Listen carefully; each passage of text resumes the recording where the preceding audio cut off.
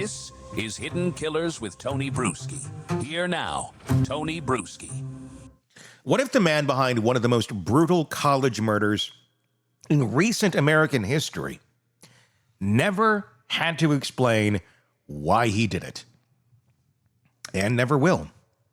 We're, of course, talking about Bryan Kohberger, the accused killer in the Idaho student murders who stunned everyone by pleading guilty just weeks ago, sparing himself a trial and sparing the rest of us a shot at getting answers. No testimony, no cross-examination, no, here's what I was thinking. As if that would make any sense anyhow. Just a few cold words from a guy who once wanted to become a criminal psychologist and now gets to study himself in real time from a prison cell. But while the trial we were all bracing for may never happen, the case is far from closed, because here's the thing. The gag order is gone, and in its place, we've got new evidence, new details, and new ways to understand what happened that horrific night in Moscow, and how close Kohberger might have come to actually doing it again.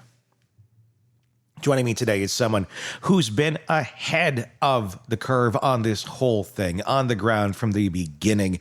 Pulitzer Prize award winner and New York Times best-selling author and investigative journalist Howard Blum is with us. He's the guy who predicted a lot of this months before information has come out. He's written extensively for Airmail, NBC's Dateline, and his book, When the Night Comes Falling, has been looked at as a definitive account of the case thus far. Also with us is retired FBI special agent and chief of the Counterintelligence Behavioral Analysis Program, Robin Dreeke. He's bringing his sharp eye to this case's psychological undercurrents, prosecutorial strategy, and whether this was just the start of something even darker. We're breaking down what's surfaced since the gag order was lifted, the obsessive stalking, the K-Bar knife timeline, the mysterious early morning phone call to his dad, and the reason why, according to Howard, Kohberger may have taken the plea not to spare his own life, but to save his parents from the witness stand. This is where the story goes deeper into motive, into the missing red flags, and into how this guy obsessed with becoming a killer may have finally succeeded, just not in the way he imagined. So, let's start right there, with the thing that's been gnawing at people ever since the guilty plea dropped, and also apparently bugging the President of the United States, Donald Trump. Even speaking out about it. Is it a failure of justice that Bryan Kohberger never had to explain why he did it?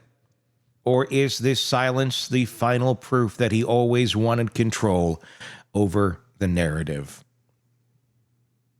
Howard, let's start there. Let's start with the Trump comment that recently came out about the case, asking the judge and incentivizing the judge, the request from the president, to make him tell us why he did it. Well, yeah, I've known Donald Trump. I knew him 100 years ago when I was a reporter at the Times. I did a piece on him back at the tail end of the 1970s. Mm-hmm. He took me to the tennis matches at Forest Hills a couple of times. I remember him picking me up in front of my apartment building in New York City in a long limo, and he was driving the limo himself. His chauffeur was off that day.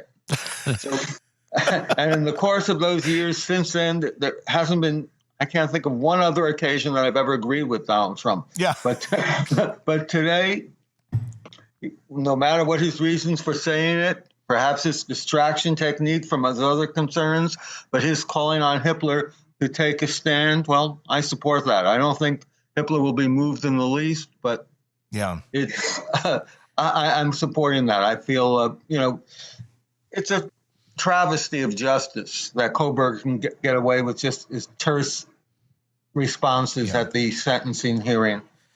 Well, especially now that this is sunk in a little bit. We're not just, on that shocking day where Kohberger came out and admitted to the guilt. We've had a chance to kind of digest this. We've had a chance to hear the families out, hear what they've had to say and their various reactions to all of this.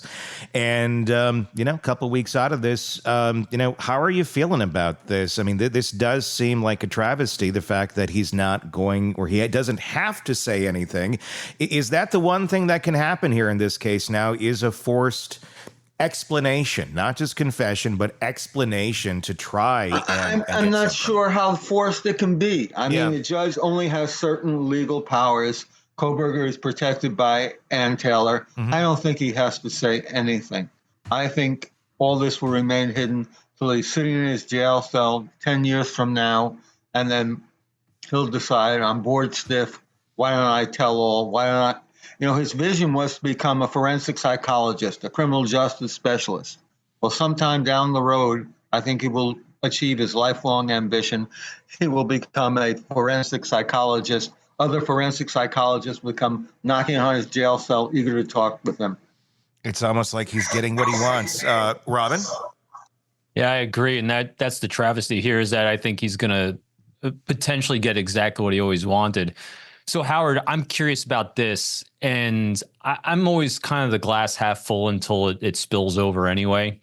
And, the prosecutor, Bill Thompson, has got a really strong reputation of just being hard-nosed. They said he's a hammer with a velvet glove. And all along during the investigation and all that's going on, we've always been a little amazed about how silent he's been or how acquiescent he's been to the defense. But so here's my hope. And this, sometimes I go out on the conjecture thing, but kind of taking in all the data that you've hypothesized with the targeting of Maddie Mogan, as well as other people saying the same thing. Here's what I'm hoping. And here's what I'm maybe thinking, again, benefit of the doubt to Bill Thompson on this. Many, many times, upwards to 60 to 70% of the time, when you have a stalking of an individual, so let's presume that Kohberger was stalking Maddie and he had targeted her. Many, many times there's journals, there's writings, there's something that goes behind that stalking. And since Kohberger's been online earlier in life, kind of talking about his life and everything, I'm holding out hope until not that one of the reasons why Bill didn't go for an explanation is because maybe with the unsealing of documents, we might get some sort of an explanation if it's in there. What are your thoughts on that? Do you think that might happen? I think that's wishful thinking. I think he's inside the velvet glove is a velvet hand, not a hammer. Thompson gave his statement at the plea deal, and his statement was pretty much the same as the first affidavit that was introduced just after Kohberger's arrest. Mm-hmm. He had no details there. If he had anything there, he would have, I think, shared it, but he didn't.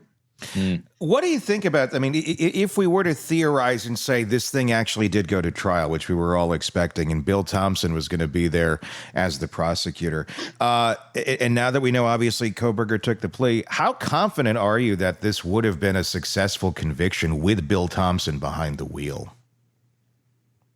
I think he would have delivered, actually. Yep. I think the DNA evidence was so strong, and then combined with the more circumstantial evidence, it created a mosaic where all the pieces merged, and it could only be Kohberger.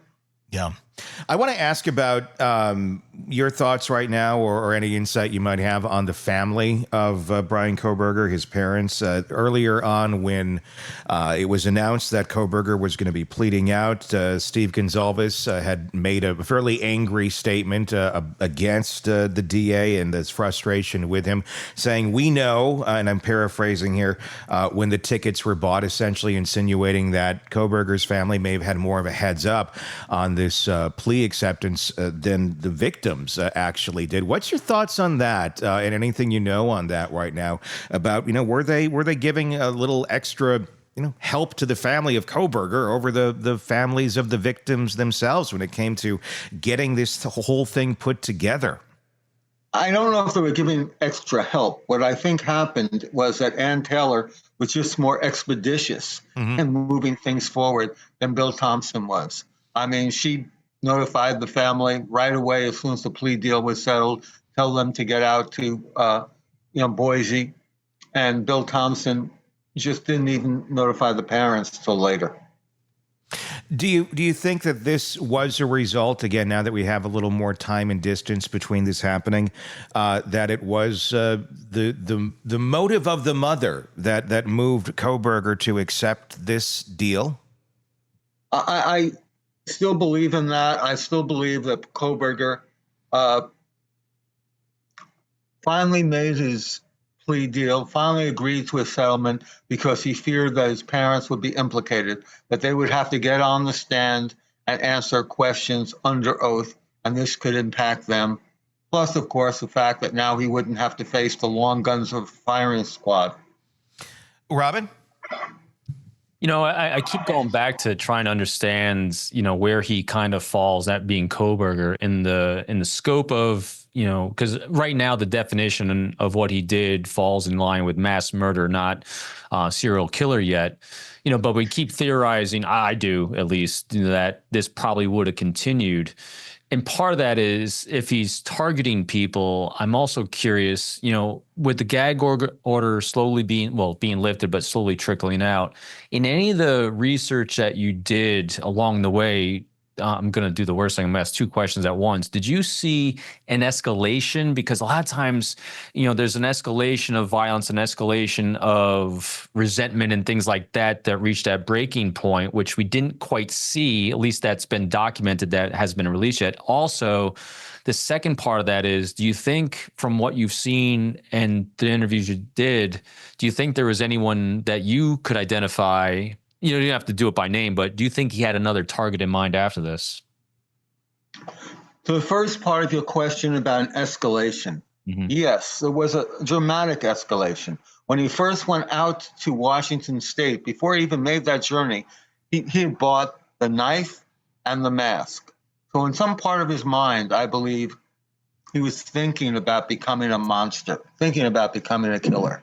He goes out to Washington State, and he tries to integrate into the world of normalcy, to become a person who can go to pool parties, who can teach students as a teaching assistant at Washington State.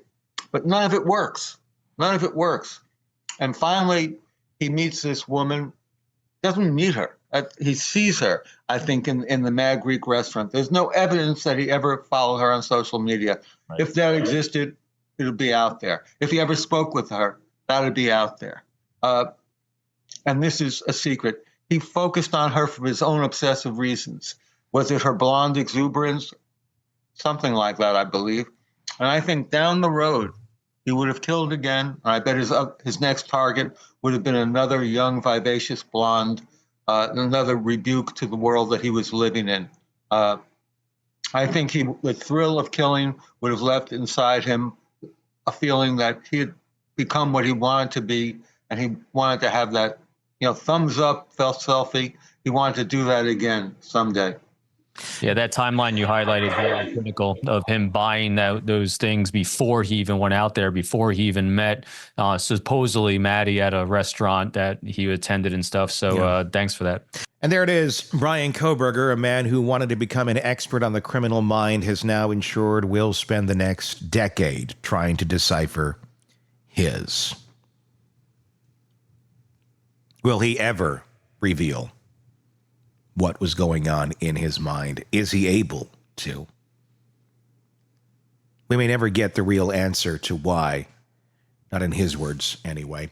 But what we do have now, thanks to the lifting of the gag order, is evidence, real insight. And Howard Blum has helped us connect dots that were just kind of scattered headlines a few months ago. At 6 p.m., or 6 a.m., rather, a phone call to his dad. Not random. The K-bar knife purchased before even he arrived in Pullman, not a coincidence. The stalking pattern. The possible fixation on Maddie Mogan. The failed attempts to play normal by going to pool parties and grading papers. All of it paints a picture. Not of a master criminal, but of a man trying desperately to become one. And Robin hit it square on the head. This wasn't some spontaneous act of rage. It had a trajectory. It escalated. The planning was meticulous, even if the execution wasn't perfect. And if Howard's right, if Kohberger really took the plea to spare his parents from testifying, then his final move wasn't just self-preservation, it was self-curation. Controlling the final act, even if it meant life behind bars. But here's a question that still lingers, and maybe always will. Was this it? Or was this just chapter 1 in a longer playbook that got cut short? We may never see the murder weapon. We may never know if there were other targets. And without a trial, we lose the full public record, the kind of granular disclosure that only comes from lawyers battling over every last detail in open court. Still, the conversation pulls back the curtain a little more. And sometimes that's the best kind of justice we can get. So now's your turn to sit with this.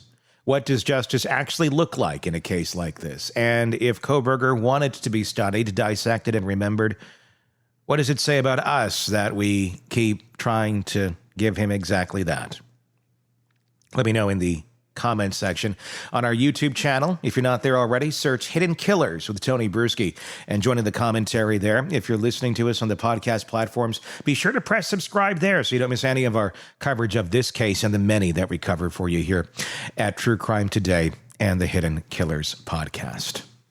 Looking forward to seeing your feedback. Thanks to Howard Blum for his fearless reporting, to Robin Dreeke for always pushing the psychology deeper, and to you for listening, thinking, and staying curious. My name is Tony Bruschi. We will talk again real soon. Want more on this case and others? Then press subscribe now and don't miss a moment of true crime coverage from Tony Bruschi and the Hidden Killers podcast.